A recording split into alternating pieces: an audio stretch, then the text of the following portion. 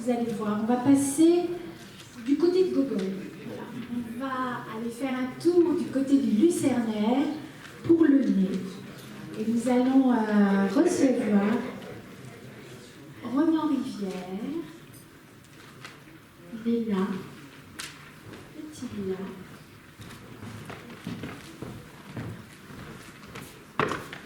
Voilà. Alors, on s'installe et vous voulez, comment vous voulez pratiquer? On préfère faire l'extrait d'abord, comme ça... Extrayer, allez-y. On s'en débarrasse, j'adore. Les chaises ne vous gênent pas? Non, il n'y a pas de table, on va se débrouiller. Et toi, il est...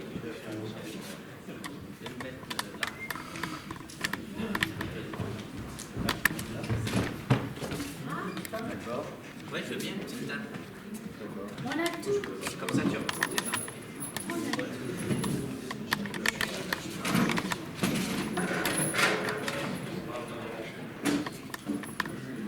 Ah ben voilà, tout est en place. On va pouvoir,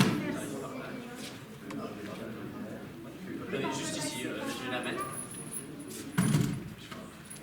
Merci.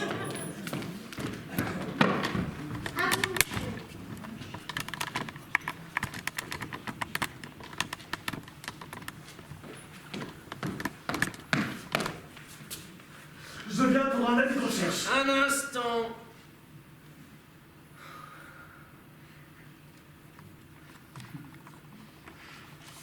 Oui.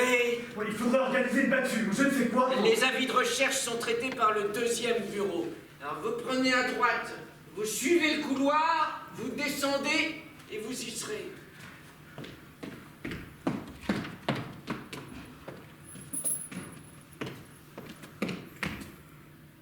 Monsieur, je suis victime d'une mystification ou d'une trahison, je ne sais quelle diablerie. En tout cas, croyez-moi, celui qui le retrouvera aura une belle récompense. Nom de famille. Impossible. L'affaire est trop scandaleuse, je connais beaucoup trop de monde. La veuve du conseiller d'État Chitareva, la princesse Pelagi Podocino, mon Dieu. Si elles apprenaient... Non, marquez ceci, un assesseur de collège. Ou mieux, un monsieur ayant titre de major. Vous êtes officier. Enfin, de réserve. Je n'ai jamais mis les pieds à l'armée, mais ma noblesse, par équivalence, implique que... Bon, est-ce vraiment nécessaire de parler de ça? Je dois faire mes écritures. Dois-je mettre assesseur de collège ou major? Major, mettez major. Major Kovalev. Bon, je mets Kovalev. Non, vous mettez major tout court. Pardon, mais si nous trouvons l'objet que vous avez perdu, n'est-ce pas? Il faut bien que nous sachions à qui le rapporter. Parce que s'il faut se référer à un autre avis de recherche, pour trouver le dépositaire du premier avis de recherche, moi je préfère préparer le papier tout de suite afin de faciliter l'enquête. Il ne s'agit pas d'un objet. Il s'agit de mon nez. Et ce monsieur Monet est un de vos domestiques. Il vous a dérobé une forte somme ou quelques bijoux de famille. Et vous n'y êtes pas du tout. Mon nez, c'est mon propre nez, mon nez à moi qui a pris la clé des champs. Non, je comprends pas bien.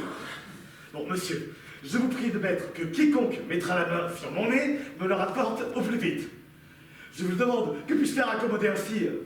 S'il me manquait un orteil, je le cacherai dans ma botte, et cela pourrait passer inaperçu. Ou encore une oreille, une touffe de cheveux bien placée, ou un chapeau à la Je me mode. souviens d'un homme qui avait demandé à ce qu'on lui retrouve son pouce. L'affaire n'était pas simple. Il l'avait perdu dans une rixe. Le pouce était tombé dans la poche d'un serrurier qui avait changé de veste. Mais un nez... Avouez que c'est dur à croire. C'est pourtant vrai. Mon nez a réellement disparu. Je peux vous le faire voir si vous y tenez. Ce n'est pas que je ne vous fais pas confiance. Je ne veux pas abuser. J'avoue que la curiosité... Oh, comme c'est étrange. La place est lisse et plate comme une crêpe au sortir de la poêle. Bon, refuserez-vous mon avis de recherche? Il m'est impossible de rester tel quel, vous le voyez bien. Fascinant. Le vide que vous devez éprouver. Et vous êtes sûr que tout le reste est en place? Je crois bien, oui. Parfois, ça annonce la suite. Mon frère, par exemple, ça a commencé par ses dents, tombées d'un coup, puis ses cheveux, disparus. Et 15 jours plus tard, des convulsions si effroyables qu'on aurait cru que chacun de ses membres voulait prendre la poudre d'escampette. Bref, si je peux m'exprimer clairement, méfiez-vous. Les rivières vont dégeler et vous pourriez bien partir avec les derniers glaçons. Vous croyez? Mais voulez-vous qu'on rédige l'acte de décès tout de suite? Ça nous fera gagner du temps, les procédures en ces circonstances sont pénibles, autant prendre les devants. Non, non, je n'en ai pas très envie. Donnez-moi les coordonnées d'une personne de confiance, nous accomplirons ensemble les formalités administratives pour le décès à venir. Ma mère, elle habite Moscou, mais si les circonstances l'exigent, elle fera le déplacement. Enfin, je pense. On peut se fier à elle, à cette maman Kovalev? Oh oui, elle est même écrasante de confiance. Sa vertu est si assommante qu'elle en paraît fatiguée elle-même. Ça, c'est parfait. Et pour la recherche de mon nez... Monsieur, mon empathie d'homme qui aime fort l'odeur de la brioche m'invite à vous parler franchement. À la lecture d'un tel avis de recherche, ce n'est pas votre nez que les gens vont traquer. C'est vous. Vous atteindriez une célébrité supérieure à celle de la femme à barbe, des sœurs siamoises ou de l'homme tronc. Vous finiriez vos jours dans l'hystérie des foires. Mais si l'objet de votre requête est en fait publicitaire et que vous cherchez une gloire post-mortem... Je connais un journaliste, c'est un de mes amis. Il écrit des chroniques tout à fait réjouissantes dans l'Abeille du Nord, qui s'amuse des bizarreries de la nature. Ça pourrait être une idée. Non mais monsieur, vous vous moquez. Si tel n'est pas votre objectif, votre démarche me paraît aussi incongrue que venir vous plaindre d'hémorroïdes au greffier du tribunal, de rhumatisme à l'agence des chemins de fer. J'inviterais plutôt à consulter l'expertise d'un médecin. Ça me paraît plus approprié. Un médecin, oui. Oui, c'est une idée, oui. Mais où trouver un médecin discret à Pétersbourg? Et qui plus est, qui reçoive en urgence? J'en connais un. Effroyable. Mais toujours disponible. Si vous venez de ma part, il vous offrira un verre d'eau de vie. Je vous donne son adresse. Donnez toujours.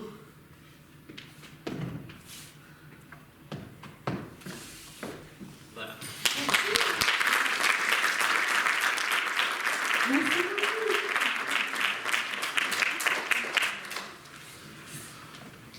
Alors, parlons un peu de ce nez.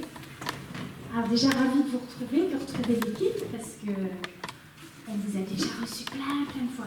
Merci de nous recevoir encore. Voilà. Malgré tout. Ouais. Malgré tout, c'est fou quand même comme on est fidèle. Non mais bon, voilà. Alors, qu'est-ce qui vous a amené à adapter? Vous avez quand même un côté... Saint-Pétersbourg attire pas mal, je trouve. Hein, ces pans de littérature intéressent beaucoup. À chaque fois, vraiment, c'est vous qui adaptez les textes systématiquement ou pas? Au départ, j'adaptais pas les textes puisqu'on faisait des textes de théâtre. Quand on a joué, au départ, on a joué des pièces de Courteline et de Mirbeau.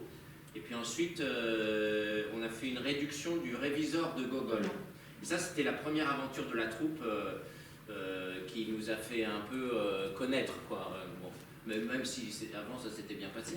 Hein. Mais là, il y a des portes qui se sont ouvertes et tout ça. Donc c'était une aventure qui était vraiment merveilleuse parce qu'on ne s'imaginait pas pouvoir faire tout ça, nous, en petite troupe.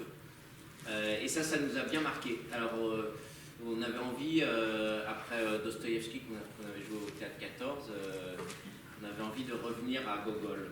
Oui. Et cette nouvelle, enfin, moi c'est celle qui avec le manteau, me touche le plus parce que je la trouve absolument démente, quoi.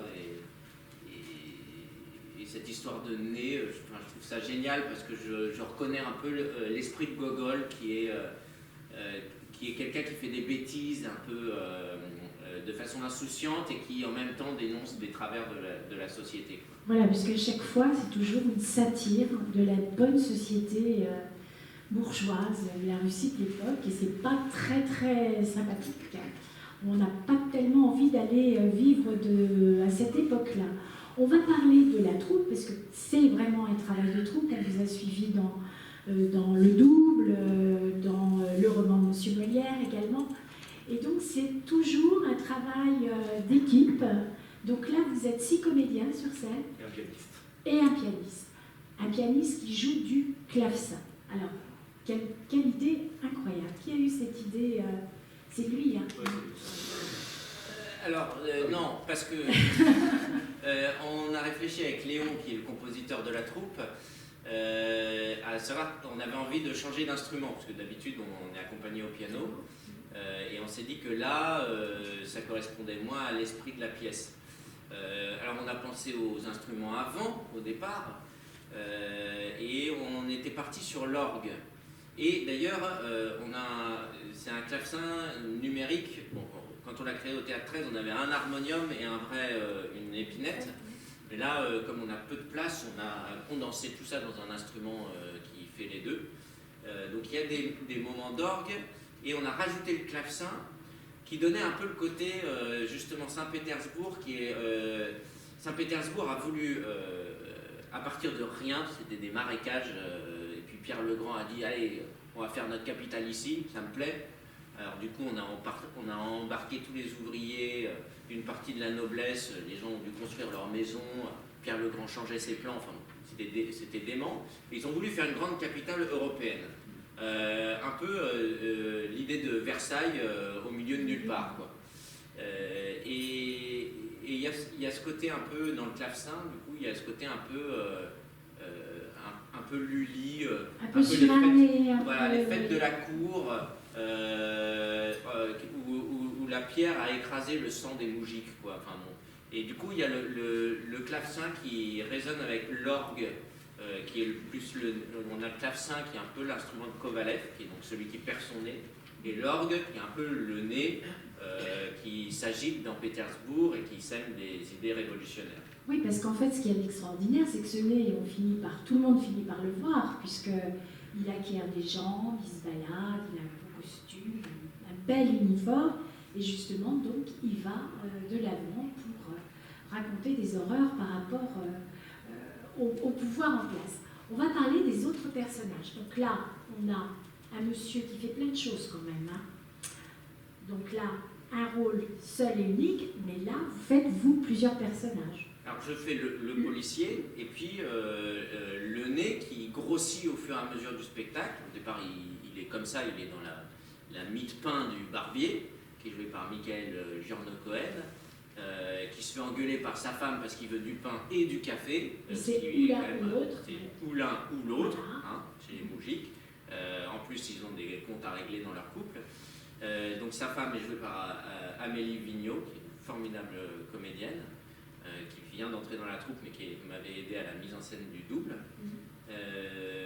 Ensuite, donc le nez grossit, il devient un moyen nez avec un costume d'apparat, qui courtise Alexandrine, qui est la fiancée de Kovalev, au grand drame de Kovalev. Et ensuite, il devient carrément énorme, donc un énorme nez, quand il revient chez Kovalev, et qu'il est ramené donc, par la femme du barbier et le barbier. Et entre-temps, il croise... Entre-temps, il y a quand même un médecin qui essaye de résoudre l'affaire, qui est joué par Jean-Benoît Terral, mais qui est totalement incompétent, comme on le dit dans l'extrait à la fin. Tout à fait. On va parler des décors aussi, parce que les décors sont vraiment polyvalents, si je puis dire, parce que ça bouge, il y a un mur, on a des intérieurs, on a de l'extérieur, on a un pont, on a plein de choses comme ça. Donc qui a conçu ces décors également? Alors c'est Antoine Millian, comme tous nos décors. Oui. L'avantage d'être une troupe, c'est que chaque projet prépare le suivant. Alors les éléments mobiles du double rappelaient déjà les éléments mobiles qu'il y avait dans le Faust, ou la charrette mouvante du roman de Monsieur Molière. Et là on déploie, donc on a deux gros éléments qui forment un pont, puisque Pétersbourg est appelé la Venise russe, donc on avait l'envie d'avoir cet aspect de pont et de faire figurer la Neva, et qui, selon ses emplacements, peut montrer un intérieur ou une rue. Il y a des hauts réverbères. Alors, au Lucernaire, on n'arrive pas à faire des hauts réverbères, parce qu'on a 3,90 m sous cintre, Donc au théâtre 13, on a une belle hauteur et puis tout ça, puis on a dû raboter tout, et puis y compris sur les côtés pour que ça tienne. Mais du coup, on a un côté très russe qui est un peu, ça rentre comme dans une boîte à chaussures, quoi. Et puis on a une toile de fond assez impressionniste. Donc on a un tableau assez joli avec des belles couleurs et tout ça. Puis là-dedans, on a un gros nez qui se balade et qui met un peu le bazar. Voilà, c'est le côté complètement fantasque, surréaliste. C'est le propre même de la nouvelle, en fait, qu'on retrouve vraiment dans la mise en scène. Il y a un très joli accueil du public. On espère, ouais. Bah, je sais pas, ne me mentez pas, vous avez dû aller voir. Non, franchement, il y a un bel accueil du public. C'est vraiment une réussite. Donc, vous êtes heureux? On est heureux, on est inquiet toujours. Oui. La pire, mais on est heureux Voilà. par l'inquiétude. Bah, alors c'est bon, c'est que du bonheur cette inquiétude-là. En tout cas, bravo, puis merci pour l'extrait, parce qu'il était très réussi. Oui, c'est difficile de jouer sans costume, Mais sans c'est décor, parfait. mais ça paraît très Alors, vite. donc c'est au Lucerna, on va donner les horaires. Oui, c'est du mardi au samedi à 19h et tous les dimanches à 16h. Et il ne reste plus que 2 semaines. On joue jusqu'au 1er février. Voilà. Donc si vous voulez voir le nez, ben on le sent bien quand même, vous verrez. Voilà.